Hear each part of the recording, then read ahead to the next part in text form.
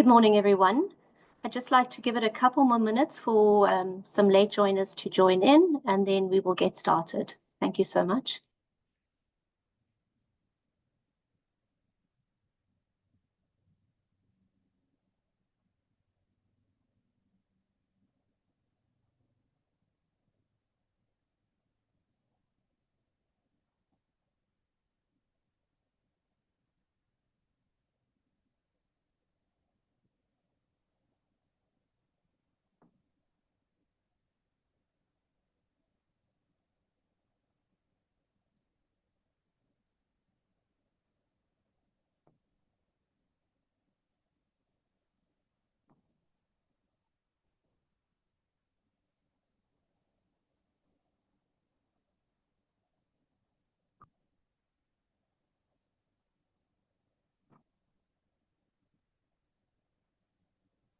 All right, let's get started. Good morning, everyone, and welcome on behalf of NMG.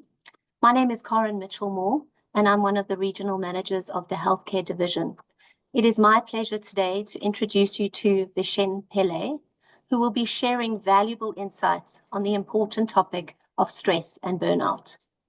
Vishen has 16 years of experience in counseling psychology and is also a member of the Psychological Society of South Africa. In today's session, Vishen will empower us with strategies to regain balance, boost resistance, and enhance both your personal and professional lives. Before I hand you over to Vishen, please can I just let you know the session will be recorded. And of course, if you do have any questions, you're welcome to use the the Q&A. Please put your questions into that section, and certainly we'll try and address as many as possible once Vishen has finished his talk. I hope you enjoy it, and over to you, Vishen. Thank you so much. Thank you very much, Karen. I'm really excited for the session this morning. So today we're really talking about stress and burnout.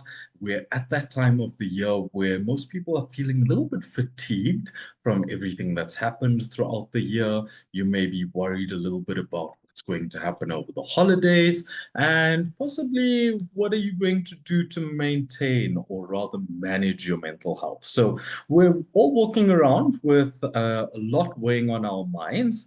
We're trying to stay positive and keep in the festive spirit, but there may be a lot of other things that are playing on your mind, and we're going to be tackling these this morning in this session. So just an overview in terms of what we're going to be covering today. We're going to start off by talking about this festive or vacation stress that most people just bypass. We put it in a box and put it under the Christmas tree and pretend it doesn't exist, and we'll open it after New Year. It's the gift that keeps on giving. So what is the stress? What is holiday stress? What is normal stress? How do you identify the signs and symptoms and when to get some assistance? We're then going to talk about the profound impact of social media and the impact it has on our mental well-being. And from there, we're going to talk about everybody's favorite thing to do over the holiday season, which is consume alcohol. And then for some of you, you may be looking at consuming other substances as well over the festive season, perhaps as a way of coping, or just because that's what we've been taught to believe is part and parcel of enjoying the festivities. So we're going to look at what are the pros and cons of this. What should you be doing to manage the situation a lot better? We're also going to be talking about financial boundaries. As many of you know, the holiday period is one where we stretch ourselves very thin from a financial perspective, and perhaps we need some perspective in terms of how to set financial boundaries for ourselves. And then for a lot of people at this time of the year, they may be experiencing some type of loneliness. Perhaps you're far away from your family and it's too expensive to travel to them, or you've just been single for the entire year and it was great, but holidays make you crave that company and attention as well. So how do you cope with loneliness over the festive period? And I'm going to leave you with some practical tips for managing your mental health as well. So like we mentioned earlier, when it comes to the holidays, we find that many people experience this holiday stress, and it is the gift that keeps on giving. And in most cases, the stress is normal and good, but when it becomes overwhelming and heavy, and it's all at once, that we start to lose a little bit of perspective. So when we experience this type of stress, our muscles may tighten up, our heart rate may spike, and our bodies also flood with hormones like cortisol and adrenaline. So we scan our surroundings for danger over a platter of some steaming turkey and stuffing while we're trying not to die with the Boney M music playing in the background. So holiday stress really can be the worst, but there are things that we can do about it. So this season, I want you to give yourself and other people around you some grace, perhaps a little bit more grace than you ordinarily would, because make no mistake, stressful things are going to happen. And the exciting news, though, is that you get to choose how you respond to this stress. So, before we really get into the detail of how you cope with this holiday stress, it's important that we understand the pure definition of stress. Now, we firstly have to acknowledge that stress is a normal human reaction that happens to every single one of us at any given point in time. People often ask me, is it possible to lead a stress-free life? And the answer is very simple. You are never going to have a life that's completely stress-free.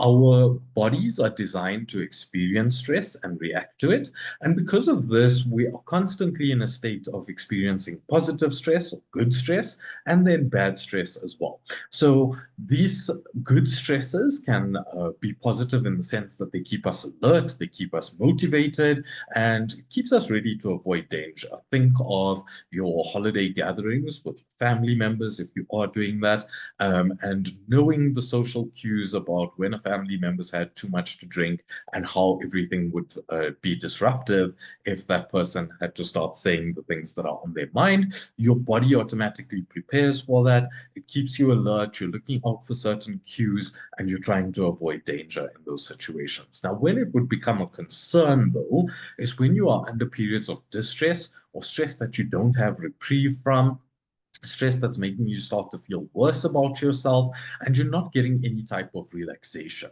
So, how do you identify whether you are a stressed out individual? Well, firstly, you can start looking at the symptoms of stress, right? Now, stress is subjective and it's not really measurable with tests. I often say to people, we have to consider that apart from mental illnesses, there are mental health conditions, and stress is a mental health condition. What that means is that you don't necessarily need to be diagnosed with being stressed out, but it doesn't mean that you don't have to have any type of treatment available to you or do anything differently to avoid it. What you need to do, though, is start by identifying whether you are exhibiting any of these symptoms that we are putting up shortly, and then identify that maybe you need some help. So when we talk about stress specifically, there's going to be a host of physical symptoms that you may experience as a result of the high levels of stress that you're under. And the common ones would be the pain in the jaw, pain in the head, headaches, neck pain, shoulder pain, back pain. That's very common. And then this may proceed over a period of time if you're not taking any time out to really gather yourself and de-stress. In a sense, and this would then lead to high blood pressure. You may have some stomach or digestive problems. I always say to people, think about the amount of people you've heard of recently that all of a sudden have some type of allergy to food. They've got multiple different disorders when it comes to digesting food, gluten intolerance, lactose intolerance. These are all as a result of the high levels of stress that we experience throughout the year. The one that we don't like to talk about because it's considered taboo is difficulty in the bedroom and difficulty having sex. But this is directly caused by high levels of stress as well. And then a weakened immune system is also a physical symptom of stress. So if you are walking around with a flu or sniffles or cough that you've had for a couple of months now, it's possibly because your immune system has been weakened as a result of the stress that you've been under. And this is your body telling you that you need a bit of a break. Now, in addition to these physical symptoms, it can progress into emotional and mental symptoms as well. And this may start off with a little bit of irritability, a little bit of anxiety. You may experience some sadness. And over a period of time, this can turn into either panic attacks, a generalized anxiety disorder, or a major depressive disorder as well, or depression, as we commonly refer to it. Now, some of the behavioral symptoms that you should be looking out for, which are directly related to the high levels of stress that you may be under, would be drinking alcohol too much or too often. The standardized experience of how much alcohol is considered too much is more than 3 units of alcohol per week. To clarify, a unit of alcohol would either be a shot of hard liquor, a single tot of hard liquor, or a single beer, or a single glass of wine. Those would each be considered a unit of alcohol. So if you are having more than 3 units of alcohol in a week, then that is considered now on the borderline of drinking too much. And if you're doing this every week, then it's considered to be too often. You may also experience behavioral symptoms like gambling as a way to find some type of excitement for yourself and an unhealthy way of coping with your stress. You may be overeating or developing an eating disorder of sorts as a way of trying to manage what your body is going through from a strain perspective, directly caused by the stress. And then for some people, you may be participating compulsively in sexual activities, shopping, or internet browsing. And most people say, oh, that's not me. But think about whether you have a browser tab open at the moment with either your Shein shopping, your Temu Take-A-Lot, whatever it is, and you're just adding things to your cart as a way to make you feel better about yourself. Okay, so these are behavioral symptoms of stress. And then excessively smoking or using any type of drugs or illegal substances would also be a behavioral symptom of stress. Now, it's important that we recognize that stress does have physical signs that comes with it, right? So we've gone through these in the physical symptoms, and I'm reiterating this because it is important when we start looking at the difference between stress and burnout, because stress is characterized by a lot of these physical symptoms, whereas burnout is going to be a lot more emotional and mental symptoms, and we'll get to that in a bit. Now, I said to you that when we talk about stress and we acknowledge that we are always going to be in a state of stress, we are able then to differentiate between what is good stress and bad stress. So quite simply put, the correct term for good stress is eustress. The easiest way to remember this is feelings of euphoria, euphoric stress. This is the type of stress that's going to make you feel better about yourself. It's typically infrequent. What that means is that it's happening sporadically throughout the year or through your lifetime. It's not lasting for a very long period of time. It has a specific period that it's going to be around for, and then it's going to dissipate eventually. And in the critical part of eustress is that this type of stress is motivating you to take some type of positive action.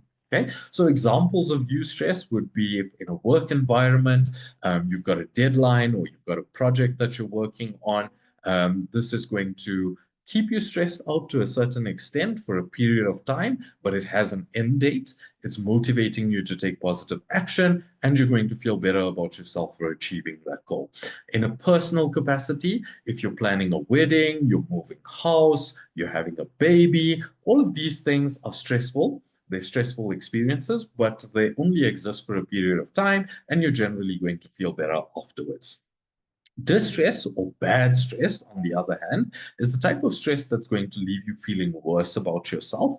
This type of stress is chronic, it's ongoing, it's lasting a while, and it's largely demotivating as well. Okay, so if you can't remember when was the last time you felt calm or you felt relaxed, then it's possible that you've been in a period of distress for a prolonged period of time, and this would be a concern that we need you to address. Okay, so when we talk about the holiday season as well, I want to share with you some tips that you need to incorporate to manage your stress itself. Okay, the first one would be try and create some semblance of work-life balance. Now, I use the term work-life balance because it's one that many of you would be able to relate to.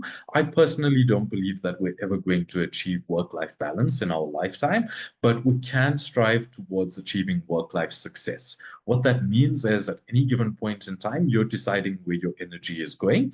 And either every month or every quarter, you get the opportunity to sit back and look and say, was the places that I poured my energy into, whether it be work or life, the right decision that I made? What adjustments do I need to make for the next quarter or next month? And then you adjust accordingly. And that is part and parcel of the balance of the success that I would say you need to be prioritizing. Over the holiday season, it's important that you make time for yourself. It's very easy to get caught up in trying to please everybody else, spend time with everybody because many of your family members may be on holiday or on leave. So you're trying to be there and socialize as much as possible. But this is also going to stress you out to a certain extent as well. Try not to be a perfectionist. Accept that things are going to be the way that they are going to be. The more pressure you're putting on yourself, the more you're stressing yourself out as well. And to a large extent, this is not going to be healthy for you.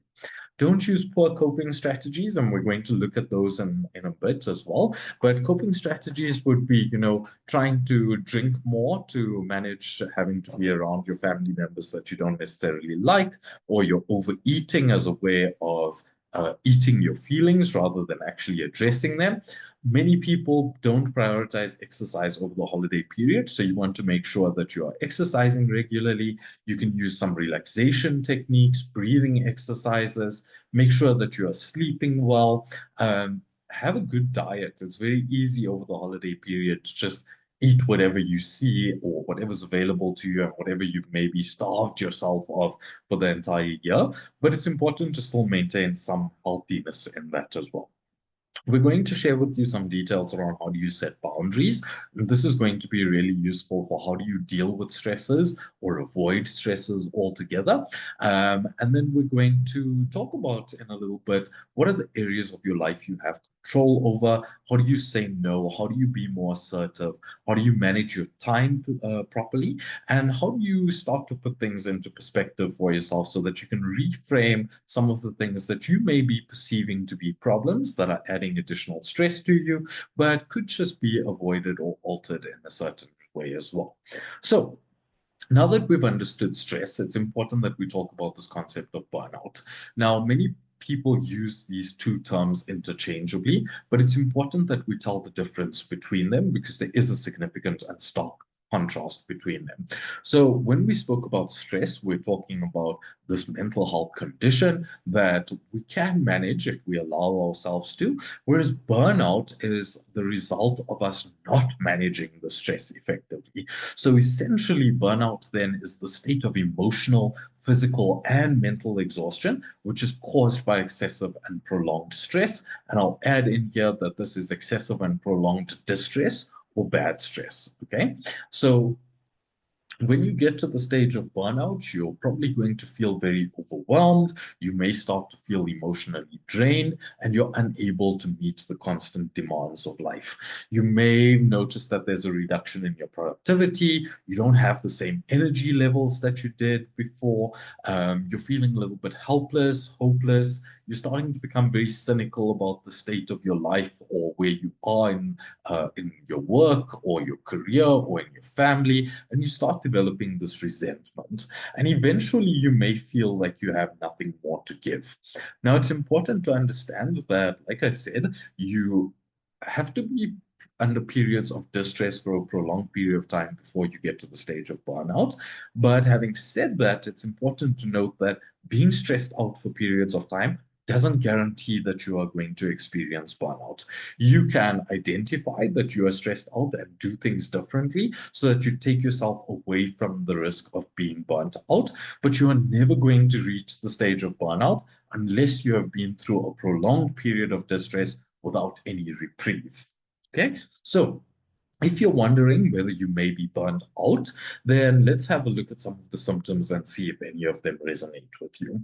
So, from a physical perspective, all these physical symptoms, and remember I said that there's going to be less physical symptoms and more emotional and mental symptoms that we're looking out for. So, the physical symptoms here of burnout would be that you're feeling tired, you're feeling drained, you've got that lowered immunity, you're susceptible to different flus and illnesses throughout the last couple of weeks or months. You've got frequent headaches or muscle pain, and there's been a change in your appetite or your sleep habits.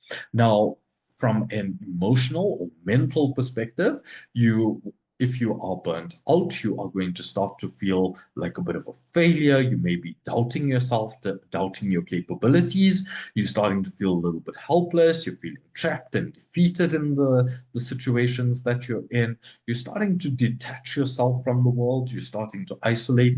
And because of that, you're feeling more alone in the world. You've started to lose motivation. You've got this very negative and cynical outlook on life.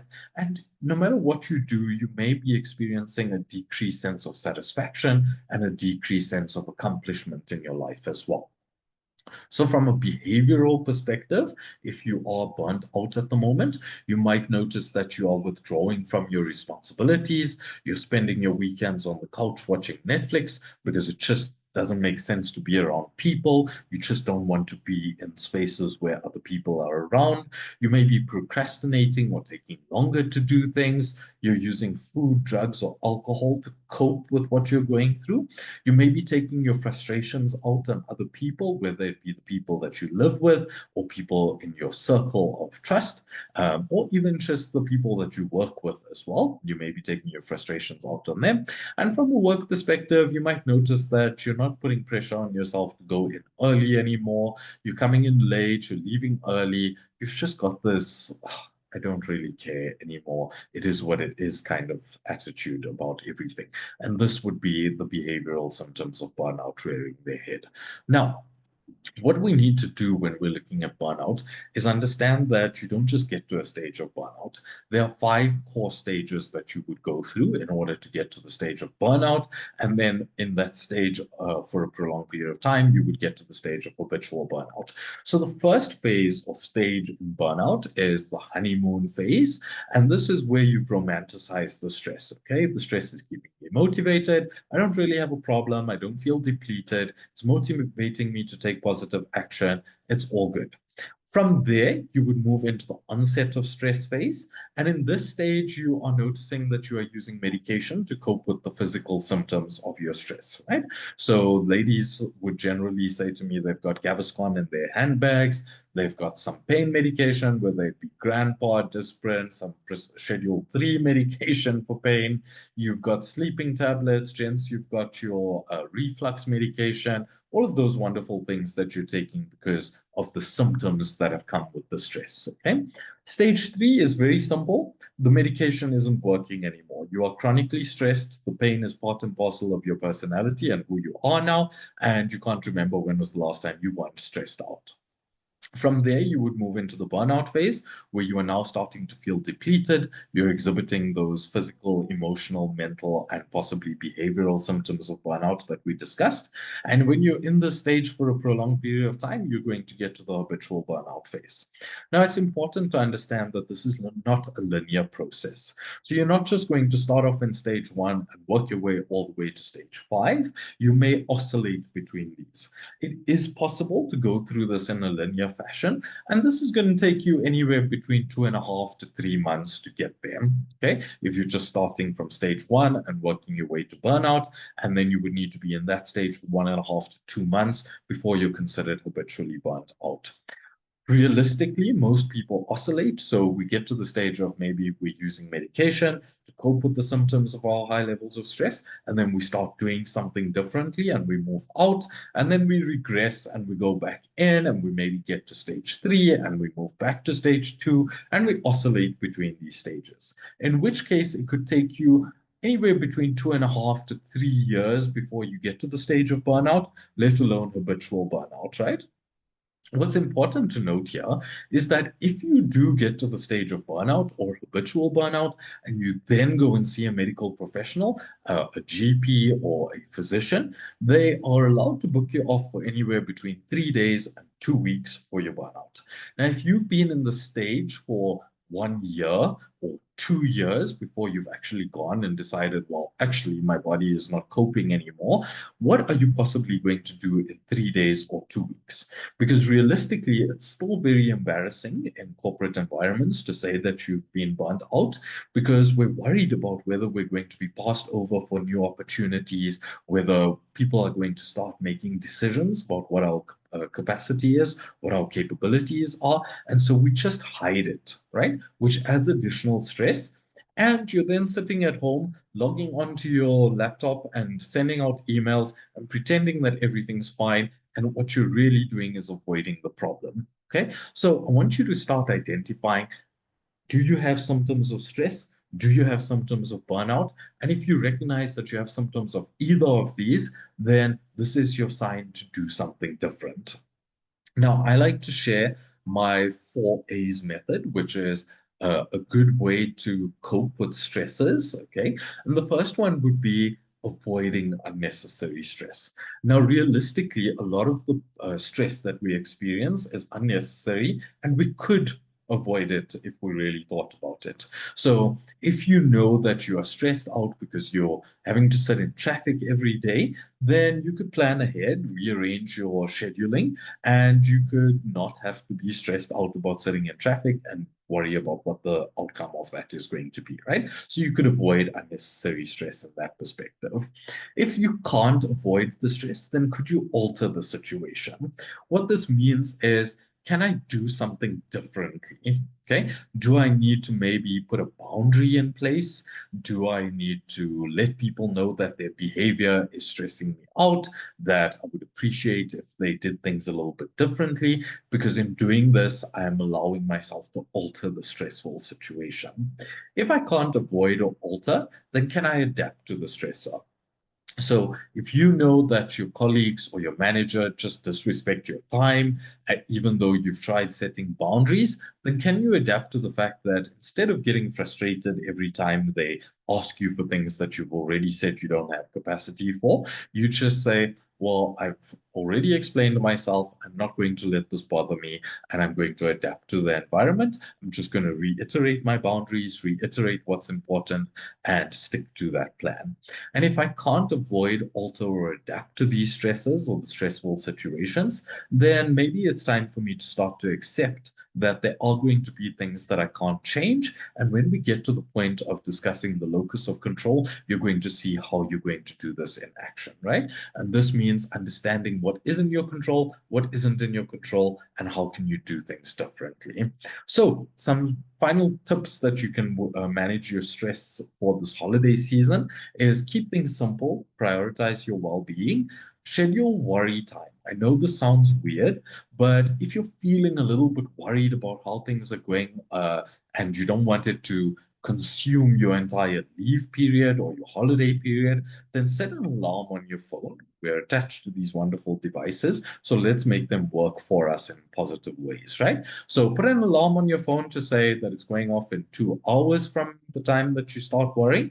And when that alarm goes off, you're cutting off from the worry. So in those 2 hours, you are planning, you are deciding on these 4 A's. What are the things that are making you worry? Can you adapt to them? Can you avoid them? Can you alter them? Do you need to accept them?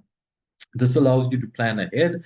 It allows you to exercise boundaries, and that's going to be really useful for managing your stress. If you're the type of person who gets anxious or you experience anxiety in different situations, perhaps being around lots of people creates anxiety for you, then create an anxiety action plan. What that means is you're going to identify that if this, and this happens, that tells me that I'm a little bit uncomfortable, then I'm going to remove myself. I'm going to go and do some breathing exercises away from people. I'm going to bring myself back to center. And that's going to give me the ability to decide, do I want to stay in that situation? Do I want to go back into the room? Or am I going to leave? Okay, these are all parts of planning ahead and making sure that you have a plan in place. And it's important to understand that you don't always need to manage your stress on your own. If you're having difficulty, reach out to people for support, whether it be your loved ones, your partners, um, whether it be your employee assistance program, speaking to counselors that are available to you. This is going to be really useful for you as well. You need to understand that you are not alone in dealing with all of life's challenges that are being thrown at you. Okay. And then most importantly, when we're talking about stress, it's it's not useful to blame other people for your stress. Okay. Ultimately, the way you think and see the world affects your stress level more than any other person, no matter how annoying they are. So when these problems are overwhelming you, it's very easy to nail somebody else with the blame. But one of my favorite quotes from Jean-Paul Sartre is that hell is other people. And if only those other people get it together, you'd be as happy as you could be. And this isn't necessarily true. It's that we need to understand that stress isn't caused by other people. Stress is largely our response to all of the good and bad and plainly inconvenient things that are happening around, right? We get to decide how we respond to that at any given point in time. So instead of internalizing all of the stress that we're going through, we need to start deciding how much of it is in my control, what do I have the ability to change right now, and can I change that as opposed to blaming other people, because all I'm doing is not taking accountability for how I'm really feeling in this moment. Okay, so we then get into another critical component of stress, and especially over the holiday period, you're probably going to be using social media a little bit more. And the use of social media, whether you want to admit it or not, definitely has a significant impact on your overall mental health. So, yes, it can enhance connection and can increase self-esteem, especially if you're posting wonderful selfies of yourself in your new outfit that you've got from your Shein shopping expedition. And it can make you feel like you belong in different situations because you have lots of people around you, but it can actually add a lot of stress to you. This stress would come from the pressure to compare yourself to other people. Are you doing the same fun things that everybody around you is posting on social media as the fun that they're having? Are we watching all of these things from a state of loneliness and feeling worse about ourselves because we don't have anybody to be around, especially over the holiday period? So, social media really can create this very distorted view of what reality is, because realistically, people are not having the time of their lives in all of those photos. They're just carefully curated versions of their lives. So that they can reflect what they want the world to see. Okay, so using social media can create the sense of social isolation, the social loneliness, and what we really need to be focusing on is real world interactions. Do you, as an individual, feel happy with the quality of the interactions that you're having? And are you happy regardless of what other people think? And then we also can't ignore the fact that social media does expose us to cyberbullying, harassment, and this also has a negative impact on our mental health. So, are you putting yourself in a situation where you're posting on social media and other people now have access to bully you or post comments that are going to have a significant negative impact on your mental health as well? So, when we talk about social media, we understand that human beings are social creatures and we love the companionship of other people, and having connections with other people plays a role in our mental health and happiness. But we also know that lacking strong social connections can pose a serious risk to your mental and emotional health.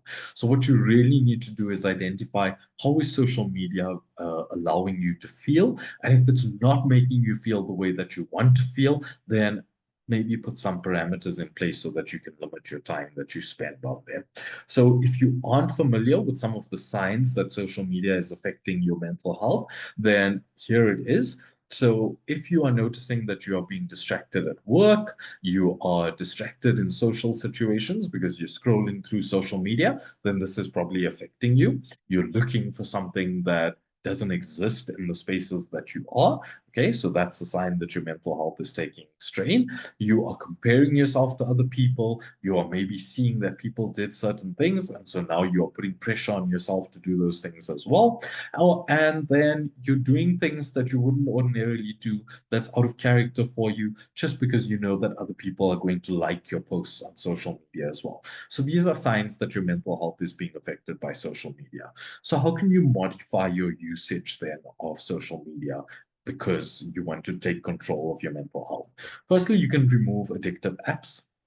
I know we have a lot of resistance to this, but if you notice that you're spending too much time on TikTok and it's making you feel worse about yourself, or Instagram, or Facebook, or whatever it is that you're using, remove them from your phone.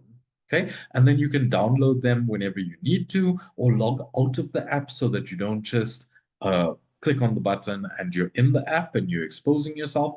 Remove yourself from them so that you aren't feeding this continuous cycle. Okay. You also can make a decision to prioritize other activities, and you can turn off notifications from your apps as well and switch to do not disturb mode, or you can even put timeout measures on each of these social media platforms. Most people don't realize, but almost all of the social media apps these days have a timeout functionality. So if you can decide in advance whether you only want to spend 30 minutes or an hour on a specific app, and after that, your phone will automatically lock you out for the rest of the day or however you decide those settings are going to be. So we understand then that there's these risks to social media, but there's also the rewards. And yes, we are getting this dopamine rush from getting all the likes and things on social media, which is very similar to the feelings we would get from having sexual activity, eating good food, or interacting with with other people. But it's not necessarily reality. So we need to be able to identify what is real, what is not real, and how can we adapt and modify our social media behavior to a way that's realistic, and allowing us to have the best mental health perspective that we can possibly have. We also, and I touched on this earlier, but I want to say it again, social media is all about perception versus reality. What we see on social media is not necessarily what's really going on. So you as an individual need to be very discerning in terms of the content that you're consuming, because realistically, it's not reality. Okay, a lot of pictures and videos are heavily edited, staged, and you're comparing yourself or trying to make yourself exist in places or situations that were never really real in the first place. So, who are you really trying to compete with? Okay, so we then have the profound impact of your relationships, that you have firstly with yourself and other people, and how social media impacts this as well. So when, especially over the holiday period where you have more time to scroll social media, try and avoid looking at images or videos that are going to trigger dissatisfaction with your appearance or your perception of who you are. This is going to be a gateway to you perhaps experiencing an eating disorder or experiencing higher levels of stress or frustration with the world around you. You can proactively unfollow the accounts that you find yourself comparing yourself to very frequently. This is going to give you that peace of mind. And yeah, think of screen time as a reward. So maybe you did some chores that you've been procrastinating for the last year, and now you've got time off. You finish those chores and then spend 20 minutes on social media and then go back to living in the real world and not on social media. Okay. So put your phones away, put your devices aside. Don't feed into the temptation of grabbing all of your devices just as a way of passing time. You're going to find, and we're going to talk about different types of rest, that there are so many more useful things that you can be doing with your time. So everybody's comparing their lives on social media, but I want you to remember that there isn't such a thing as perfection, and it's important that you bear that in mind as you enter the holiday season as well. So, another challenge that many people have over the holiday period is experiencing this phenomenon that we as South Africans specifically refer to as alcohol consumption or being festive. But these substances over the holidays can be a big problem as well, right? Now, the holidays can be exhausting, they can be stressful, they can also trigger a lot of mental health challenges. And for many people who are recovering or struggling with an active addiction, it may be very difficult during the holiday period um, to not go back to old habits, okay? We're also being exposed to things that we may have been able to avoid throughout the year. So emotional stress of family conflict, traumas that are being revisited, financial concerns, loneliness, isolation. And if you feel that you aren't equipped to be able to deal with these stresses, then you are going to resort to these poor coping strategies of consuming alcohol or other substances as a way of dealing with all of these things. So what can you do differently? Okay.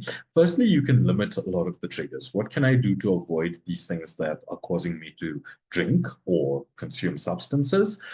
Do I need to set boundaries in place? Can I be intentional about the invitations that I'm accepting? If I know my friends want to go out drinking, but I don't feel like drinking is a good idea for me, then can I decline that invitation and make peace with the fact that that doesn't make me unsociable? I'm just prioritizing myself. Maybe create a plan for yourself around drinking specifically, and that I'm maybe only going to have a glass of wine on Christmas Eve. I'll have champagne on Christmas Day, and I'm not going to have alcohol for the rest of the holiday period until New Year's Eve, for example. But you decide what that plan is and stick to it. And maybe have a buddy be your sober contact, or be the person that is keeping you in check and saying, listen, you're deviating from the plan. You said you want to prioritize self-care, but you're not doing that right now. So that's going to keep you in check and alignment as well over the holiday period. And if you're having difficulty, then practice some mindfulness or some other type of meditation that you can, to identify why it is that you are resorting to alcohol or substances as a way of coping with what you're going through.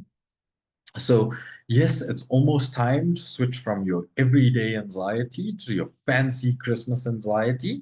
But what are some of the things that you can start to do differently, right? So, we all, to a certain extent, feel some type of anxiety from time to time, but when it comes to the holidays, this can very easily spike or get out of control. So it's important that you start taking control of this by putting some boundaries in place for yourself and making sure that you are in control of what's happening in your life and your experience of the holidays. So there are 8 main categories of boundaries that you need to have. And some of these you've had from the time you were a child, some of them were taught to you, and some of them you develop over a period of time as you enter adult life, as you enter the working world, and these would need to be constantly adapted. So have a look at what type of boundaries you maybe need to work on. What are some of the boundaries that you would like to implement over the holiday period or for the upcoming year? These can be part of your New Year's resolutions as well. Do you need to have more time boundaries? Do you need to have more work boundaries? Do you need to specifically think about your finances for December and put some boundaries in place for that to protect your finances and assets? Okay. So once you've identified what are the types of boundaries that you need to implement for yourself, then you need to go about actually setting these healthy boundaries. So I'm sharing with you a very simple 4-step approach to setting these healthy boundaries. So the first thing is you're going to identify from the 8 categories, what is the area that I need this personal boundary in? And then the second thing is you're going to identify what is a clear and enforceable boundary here. So I'm going to use the example of a work boundary over the holiday period. So let's say I'm taking leave over the holiday period, and I now need to communicate to all of my colleagues and maybe my clients that I'm not going to be accessible at all during the holidays or during my leave period. And I need to make sure that this is understood by everybody, right? So my clear and enforceable boundary would be that I am putting an out of office on my emails, and I'm also going to say to people that either I'm not accessible for the entire period of time that I'm on leave, or I may be sporadically checking my emails, but then I'm going to be very clear about it to say that I will be checking my emails on a Wednesday between 9 and 11 in the morning. And during that time, I will respond to urgent requests. If there aren't any urgent things that require attention, then it will wait to a later stage. And here's alternative people who may be able to assist you. So now I've understood what's clear, what's enforceable. I've created this boundary for myself that's going to work for me. And it's also making sure that I'm not pretending that other people's needs are not important, but I'm just setting a boundary in terms of what I have capacity for. So most of the time we do step 1 and 2 really well. The problem comes in where we get to stage 3, which is communicating this boundary. We are people pleasers by nature in many cases.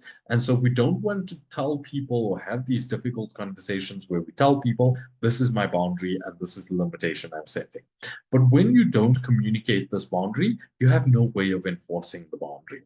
Okay. So once you've done step 1 and 2, it's important that you tell all of the people that are going to be affected by the boundary that this is the boundary and this is how it's going to work, so that every time they overstep that boundary, you are able to reel them in and say, we've had this conversation already. Please don't expect me to answer your calls. Please don't expect me to respond to your texts because I am away and I've already explained this to you.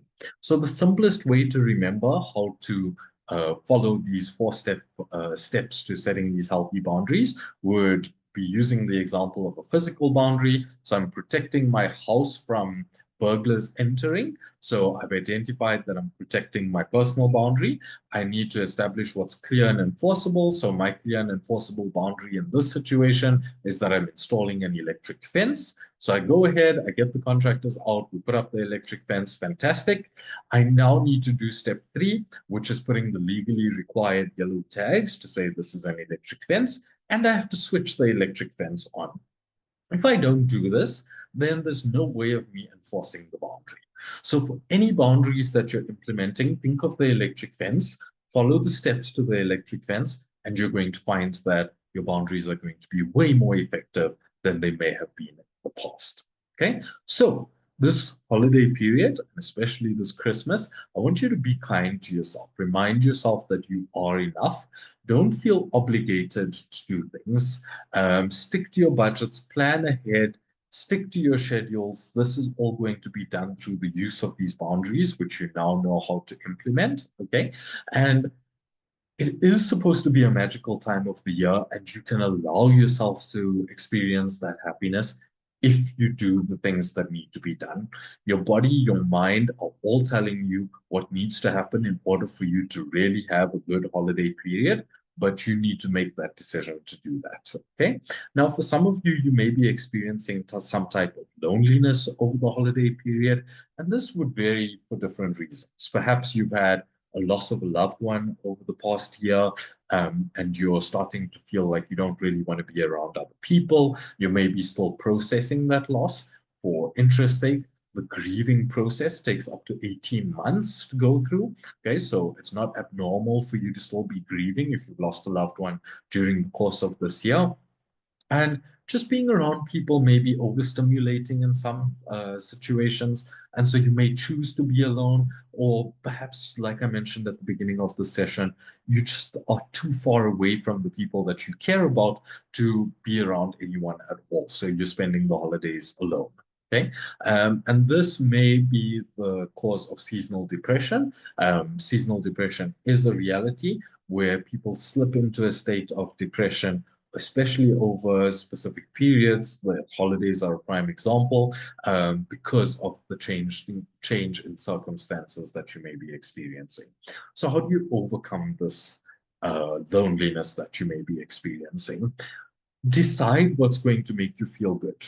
Okay. Understand that you're not alone. Understand that there are many people around you that are alone as well. Sometimes we forget that. We just focus on all of these people who are around loved ones and around other people, and that makes us feel worse. So we want to understand that There are other people that are alone, and I'm not alone in this experience of being alone. Okay, rethink your expectations. Perhaps you thought the holiday period was going to be a specific way, that people were going to be around you, and then their plans changed. Rethink your expectations about what you want this period of time to be like. Connect with yourself. I'm going to share with you types of rest that you need shortly. Focus on these things. You can use this alone time to really pull yourself towards yourself. Cultivate this experience of gratitude towards yourself. Okay, involve yourself with other people if you really want human interaction, where you are going out volunteering at charitable organizations.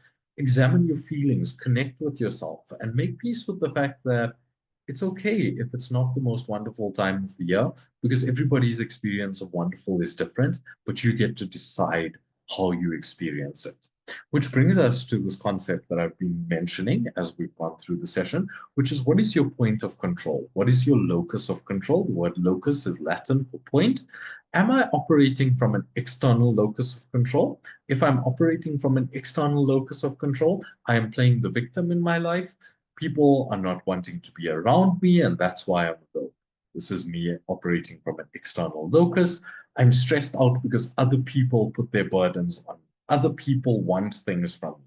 Other people expect me to be perfect. I'm placing all of this expectation of how I'm feeling on the things that are happening around me, and this would be an external locus of control. What I need to do is start to shift to the point of, what are the things that I'm able to do? Can I set boundaries? Can I have conversations with people and clearly outlay what my expectations are? Can I set the parameters of what is going to make me feel good? Can I use the 4A method to avoid some of the stress, alter it, adapt to it, or accept it? Okay. Because when I do this, I'm taking control of what my experience of my situation is. Okay. And when I do this, regardless of what happens around me, I am not being dictated by all of these things. I'm deciding for myself that actually I'm on leave right now. I've put all these boundaries in place. I'm feeling comfortable with myself. I'm intentional. I've switched off from social media. I've decided what my plan is for the next couple of weeks. And so now whatever happens is because of my own making. I am making things happen. And this is going to be that internal locus of control. And once you start reframing your locus of control from perhaps an external one to an internal one, and if you already have an internal one, which is possible, then how can you amplify it? Okay, how can you really focus on how are you being the victor or victrix in your own life? You're going to see that it's going to have a profound impact even after the holidays have taken place. Okay, so I've said to you that there are multiple different types of rest that you have, and especially if you've got time over the holiday period and you want to focus on being the best version of yourself, then incorporating these 7 types of rest is going to be the best way to do that. So yes, we see rest as sleep, okay, and yes, you need that physical rest of sleep, but there's 6 other types of rest that you need as well in order to really feel good and rejuvenated. And the first one would be creative rest. You need to do something that's different from what you would ordinarily do, that's stimulating you in a way that you don't necessarily get stimulated on a day-to-day basis. So whether you are cooking new things, trying out new recipes, you're gardening, you're working on a DIY project, you're building Lego, you're learning how to arrange flowers, you're taking up a hobby, something that's going to stimulate you creatively. This is a type of rest that you need to incorporate for yourself, okay? You then need mental rest. When we talk about mental rest, it's about sitting with yourself, take a piece of paper, and you're writing down what are all of the things that are playing on my mind that's causing this brain fog, that's preventing me from being able to see things for what they really are. Okay, just writing them down is going to give you a whole lot of satisfaction and make you feel a lot more clearer in terms of your day-to-day activities that need to be carried out. If you are noticing that you have insomnia or you're waking up in the middle of the night, keep a notepad next to you and just write down all of these things as they come up before you go to bed, before you put your head on the pillow. Write down all of these things that may be in your mind. This is a way of getting mental rest. You're putting it out there. You know you're not going to forget it, so you don't have to stress yourself out about it, and you can actually get some rest. This then builds into the emotional rest that you need. And the emotional rest is where you are taking this list of things that are playing on your mind and you're making decisions about them. So you're either following the 4A methodology in terms of deciding what do I need to do in this situation. You may be deciding on what is the boundary I need to avoid this type of thought, these intrusive thoughts that are coming up. Maybe I need to speak to somebody who's going to be able to help me create context and help me work through some of these challenges that are a little bit harder that I can't find the solutions to on my own. So that's the emotional rest component. You then need sensory rest, where you're switching off from your devices. This is important because it allows you to not have that blue screen time, okay, which ultimately has this profound impact on how you function on a day-to-day basis. It also affects your sleep behavior. But most importantly, it allows you to connect with your space, okay? For many people who live alone, they may feel like they have to get up and go to work every day, or you're working from home, and you don't get to fully enjoy your home for what it is. So instead of being attached to your devices, put them aside, put them on do not disturb, spend time in your space. Do the things that you've been procrastinating throughout the year. If you are living with loved ones, then switch off your devices and spend time with them. This is a form of rest that you need as well. Then there's social rest. There's two components to social rest. So the one component of social rest is if you're the type of person that's isolating yourself from the world, you need to have the social rest of going out and socializing. When you speak to other people, you build connections, it creates context, it creates a sense of meaning, which, and I mentioned earlier, humans are physical beings, we're social beings, and so it's important that you socialize. The other side to social rest is if you're the type of person that's socializing to avoid the reality of your life, you need to pull back a little bit, start prioritizing the other 6 types of rest that you need, and you're going to start to get the sense of balance or work-life success that you may be needing. And the last type of rest that you need is spiritual rest. And when we're talking about spiritual rest, yes, it could be meditation or yoga or something that allows you to connect in that way with your body, but it could also be a religious practice, going to church, going to a place of worship, a temple, a mosque, a synagogue, just connecting with something that's bigger than yourself. And if you're not the religious type of person, then go out and spend time in nature. Just being in nature allows you to create perspective for yourself that everything around you exists perfectly without your intervention. And that creates context in terms of all of these things that you're trying to control all of the time, and you really don't need to because things will be the way that they need to be. So start prioritizing these different types of rest for yourself, and you're going to start to notice that there's a shift in your behavior, there's a shift in your outlook towards life. You're going to feel like a more whole individual. If you are having any difficulty over the holiday period or at any time during the year, I'm providing you with some of the useful helpline numbers that you can reach out to. There's the suicide crisis helpline that's available 24 hours if you're feeling like you may be in a suicidal state. There's the mental health hotline that's available from 8 a.m. to 8 p.m. every day. There's the other SIPLA mental health helpline that's available for 24 hours a day. There's a WhatsApp chat line from SIPLA that's available from 9 until 4 every day. There's the Department of Social Development Substance Abuse Helpline, which is available 24 hours a day. And there's the Adcock Ingram Depression and Anxiety Helpline that's available from 8 a.m. to 8 p.m. every day. Now, all of these are free helpline numbers. So these are toll-free numbers, and the WhatsApp chat line, you are using your data, but apart from that, there's no additional costs. So there should be no barrier for you getting access to these things. Also bear in mind that you may have an employee assistance program or an employee wellness program in your place of work, and reach out to these places as well. There will be access available for you if you're having difficulty over the holiday period. So some final tips to stay emotionally healthy. Firstly, don't hold on to grudges. It's not going to give you that peace of mind. It affects you more than it affects the other people that you're holding grudges towards. Talk to the people around you, build connection, create meaning, and create closeness in your circles. Have some downtime, prioritize this for yourself, follow the 7 different types of rest that you need. Spend some time developing your self-esteem, okay? this would come down to the locus of control. What are the things that you can control? What can't you control? Why are you allowing these other things that are happening in your life to dictate how you see yourself? And if you're having difficulty with any of these, then just allow yourself to breathe. You'll be surprised what getting some oxygen into your system is going to do for you and what a significant and profound difference it's going to have. All right, so we have reached the end of this session. If there are any questions, please feel free to type them into the text box if you haven't already done so, and we'll address them right now. But before we go into the answers to some of the questions, let's just do a quick recap in terms of what we've covered today. So we've looked at what is stress, what is burnout. We understand physical symptoms, we understand the emotional and mental symptoms, and we understand the behavioral symptoms of both stress and burnout. We've identified the 5 different stages of burnout, and I'd like you to identify if you are in any of these stages, and if you can identify these, are you happy with where you are? Do you want to move out? Do you know how to do that?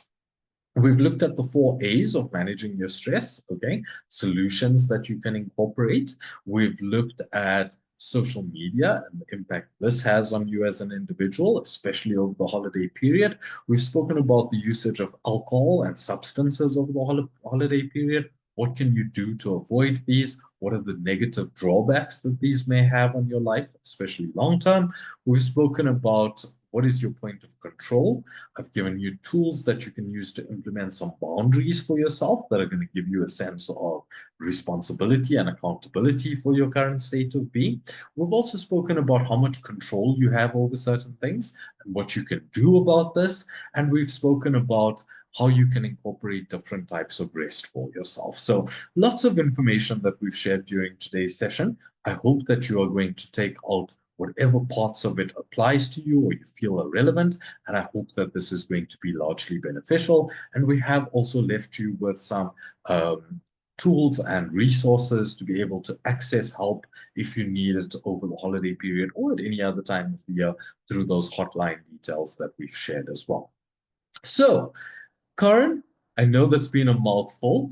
Do we have any questions from the audience? So, Veshan, thank you so much for a very informative session. I think you touched on some extremely relevant points. There was only one question which I did answer in the chat. We will be sending a copy of the recording to all of you to remind you of the details. That will follow shortly after the session. Just as a close off, we'd like to thank you all again for attending.